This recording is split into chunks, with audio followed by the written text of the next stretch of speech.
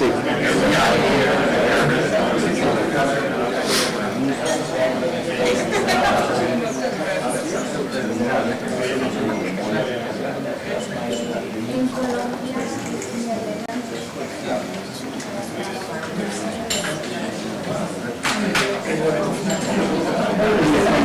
damn people. Oh, that's the farmers. Yeah. Is that the farmers? No, because it says no tobacco. Stop big tobacco. Oh, God. It's a Yeah, okay. it's a Global Alliance for Tobacco Control. It's GATC. Everyone, we're going to be starting very soon. Do you want to come and take seats sort of near the front if you can?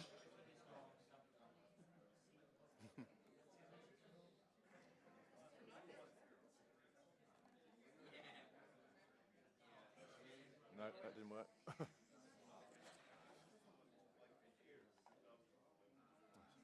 Just if we have a few more in the front, would be, that would be nice.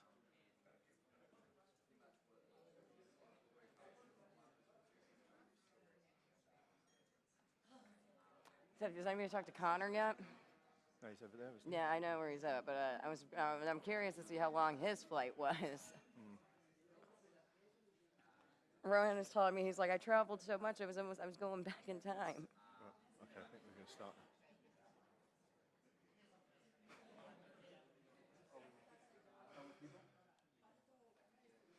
Good morning. Good morning. Welcome to Panama City, February 5th. Right? 5th. Beth, yeah. We were supposed to be here in November for this conference, for this meeting. My name is David Williams. I'm the president of the Taxpayers Protection Alliance, and I'm glad everyone is here. I'm glad everyone is watching on the live stream. The World Health Organization is having their meeting on tobacco control, and what we're here to do is fact check. And we know that the media is going to be kicked out of the meeting. We know that citizens will be kicked out of the meeting. Well, that's why we came up with the term good cop, bad cop. The bad cop is conference of the parties. The good cop is conference of the people. This was a pun that I thought about 2 years ago.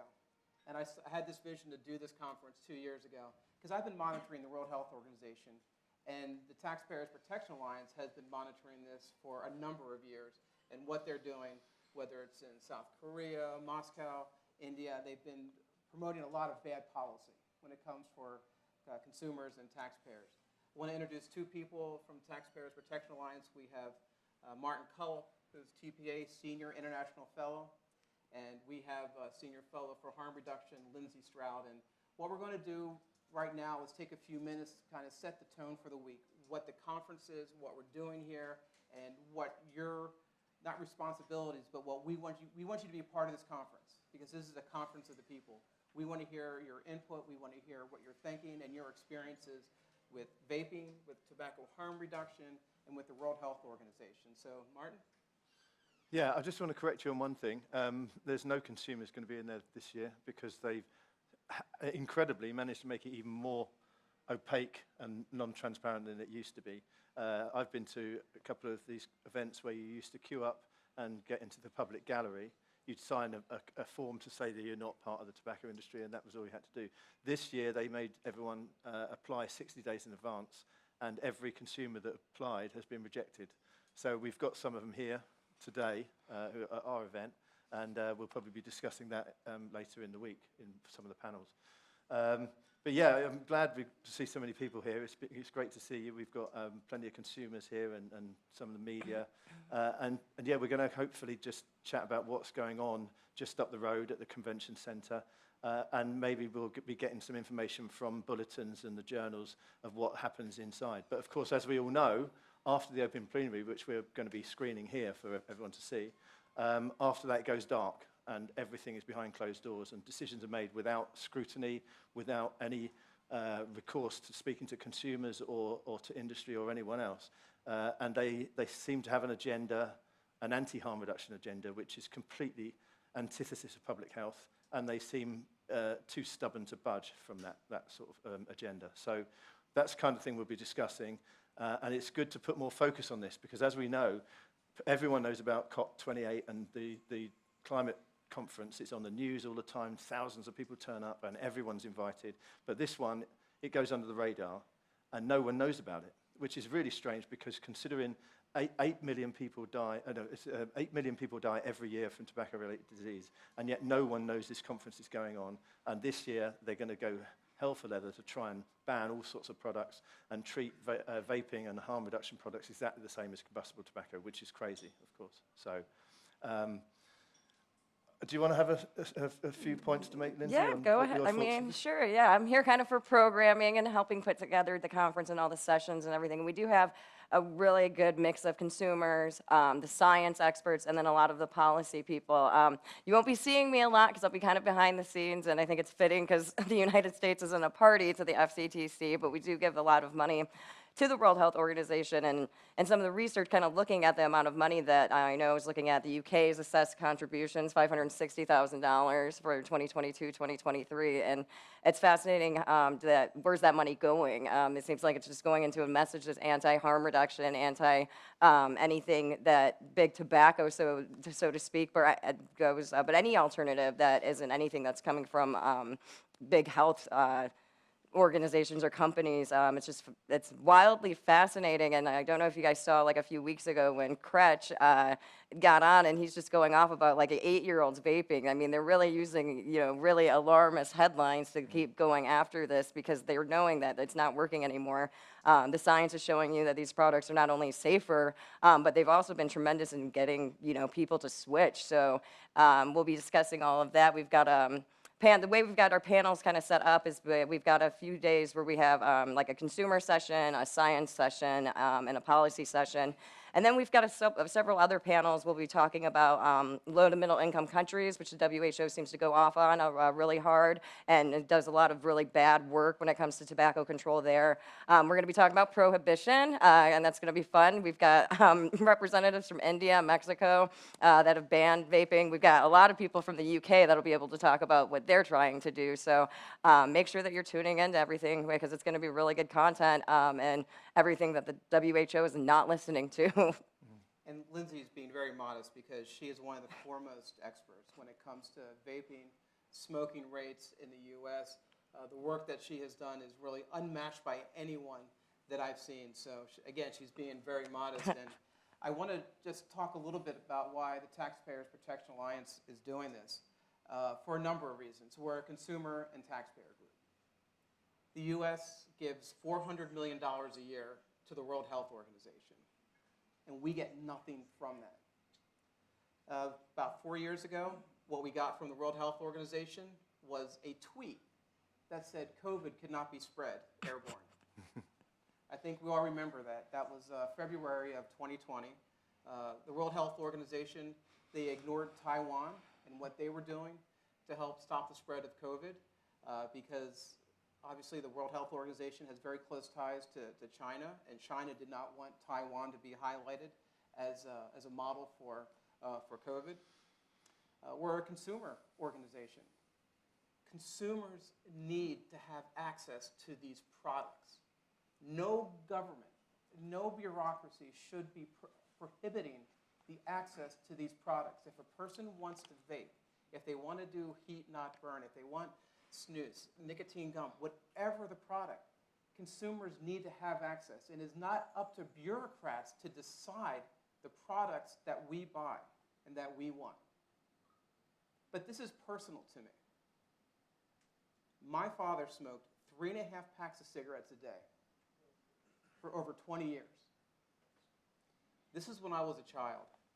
And he would drive us to school. I lived in Puerto Rico. He would drive us to school. And I remember this vividly, going to school, going to high school. Every day, windows rolled up, air conditioning on, smoking one cigarette after another. I mean, to smoke 3.5 packs a day, that takes a lot of work.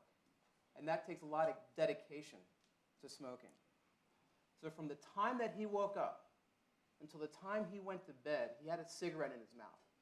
At times, I'd visit him at work, and I would see him smoking 2 cigarettes at the same time. And of course, there were times where he fell asleep with a cigarette in his mouth. Luckily, my mom was a light sleeper, would wake up and make sure he didn't burn the house down. I look at the products that are available today, and I wish that they were available in the 1970s. I wish that my father and that generation had access to these products. And it breaks my heart to see that today's generation, the ones that are trying to quit smoking, they're being denied access to these life-saving products. So this is a very personal thing for me. This is why back in November, when the World Health Organization postponed the meeting, I said to the team, we are doing this. Whenever they do this, we're coming to Panama and we're doing this. Because the voice of the taxpayer needs to be heard, the voice of the consumer needs to be heard. And again, the World Health Organization is a taxpayer-funded organization, and we have to hold them accountable. It is shameful that they kick out consumers, or not even let consumers in. It is shameful they kick out the press. Don't let the press report on what's happening. And this has been happening in these meetings for a long time. India, we had one of our employees that was dragged out of a meeting. He just wanted to go in and observe what was happening during the meeting in India. He was forcibly removed from that meeting. So this week, there are a lot of experts from around the world, New Zealand, India, all over the globe. Croatia. We have doctors, consumers, policy folks. And what we want to do is we want to show the World Health Organization, and by extension, Michael Bloomberg, that people care about this and that these products are saving lives, and to get the hell out of the way for consumers to get these products. Yeah. Well, also, and stop with the misinformation. I think that's probably, it's unfortunate that it is taxpayer groups that are being more honest and educating consumers about these products. My dad actually just had a lung biopsy done, and we'll find out tomorrow if it's cancerous, and he's been smoking since, like, for 70 years pretty much, and it's insane, and he's still smoking a cigarette. He's trying to hide it from us, and it's really sad, but it's also these people are so addicted, and if the WHO really cares about people who smoke, they need to figure out why it is so addicting and work with these people, not shame them, not convince governments to shame them by excessive taxation or draconian bans and, restricting it to only, illicit products. I don't know who's all been hanging out in Panama lately, that they've got pretty, strict regulations in place on cigarettes. They've also banned e-cigarettes, but you can go walk around on the street and people are hawking them to you and just offering you cigarettes, cigars. There's a lot of disposables that I saw. So just making sure that these delegates who are going and listening to the WHO that, they're not right on this. They're not right on the smoking problem. If the FCTC was signed in 2003, so we've got over 20 years now, and hasn't led to great reductions in smoking rates? Not really. It's when you start looking at countries who are embracing alternatives that you're seeing dramatic declines in smoking, but you're also making smoking a thing in the past.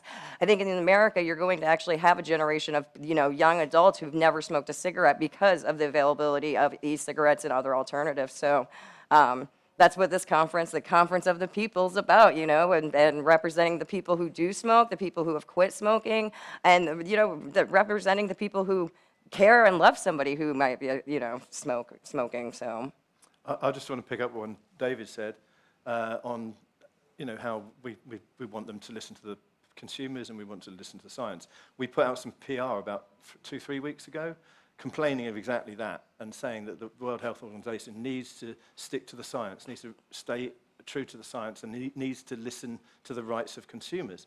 Not only have they really ignored that, they had a webinar about a week later where they accused us of being bad actors because we were saying that they should listen to the science and that they should listen to the rights of consumers.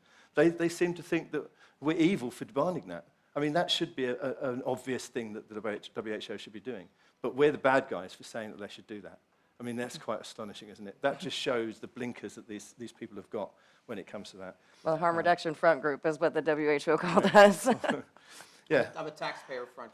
Yeah. For taxpayers. Yes, across the world. Yes. But on the subject that Lindsay said, the lineup we've got, I don't know if anyone's seen the Netflix program Greatest Night in Pop, which is about when they created We Are the World with all the pop stars that were around at the time. I like to think of this as what we've got here is some of the greatest voices in harm reduction. We've got people like Konstantinos, we've got people like Ricardo Pelosa, we have got Dr. Rohan from India, we've got Chris Snowden from the UK, and there are some still on their way. The ranks of people are still on their way over here.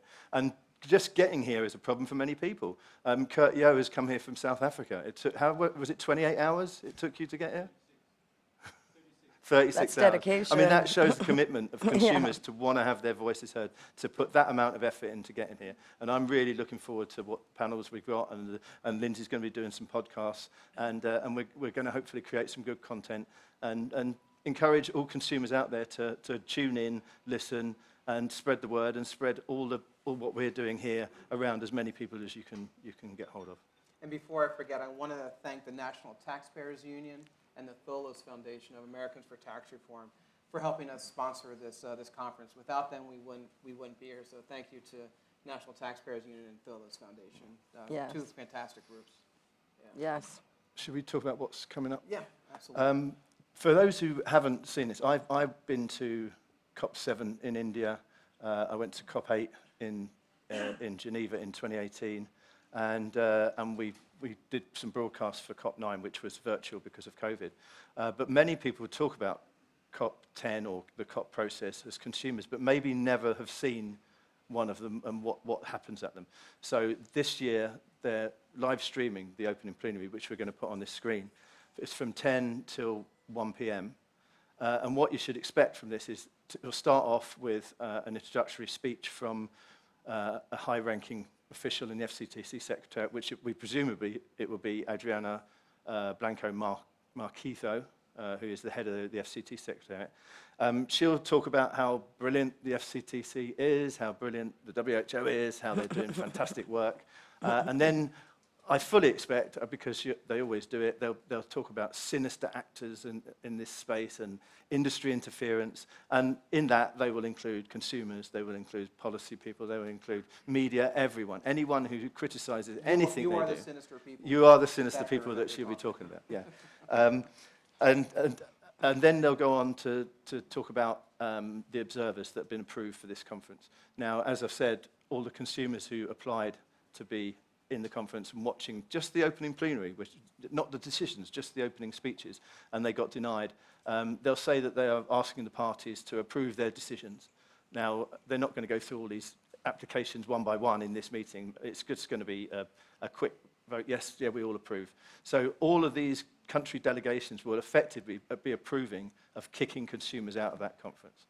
You know, that's not how they'll see it, but that's effectively what they'll be doing. And then after that, there'll be some high-level speakers. We can only guess who they'll be, but normally it'll be high-ranking official in the country they're in. So it might be someone high up in the government in Panama. I've heard rumors that the public health minister or something from Brazil is going to speak, because Brazil is going to be tabling a draft decision on environment, because they're hoping to get cigarette filters banned. So they have an interest in that. And there might be other speakers, we don't know. There are rumors. Rumors there's a Jordanian princess, I heard, but I don't know if that's still going to happen. And then they will have what they say is a discussion of the global progress of the FCTC. And this is where you'll get statements from individual countries. Some of you might have seen for COP9, they would put them on YouTube because it was a virtual conference. They're normally in this plenary, so you'll have some countries will go up and speak for 2 minutes maybe. You might get 20, 30 of them, and they'll be saying what their experience is in their country, what they're planning to do, with regards to the treaty. And we might hear some interesting things from that, because for COP9 we had the Philippines, which was a blistering attack on the WHO, and saying we're not going to ban these products, we are going to regulate them. And this sent shockwaves through the whole meeting, and they They're were still getting attacked by the WHO for that. But you'll see maybe what the UK's position is. I hope the UK is going to take their opportunity to speak for 2 minutes, and some other countries as well. Canada, Australia, Korea, countries like that will probably stand up and tell us what. So we might want to make notes of what they say, because it could give us an indication of what their approach to this conference is going to be. And then they will have a debate. Which isn't going to be a debate. It's going to be a set prepared statements, and they won't even refer to other countries' prepared statements, and it will probably all be in favour of the WHO and say how brilliant WHO is.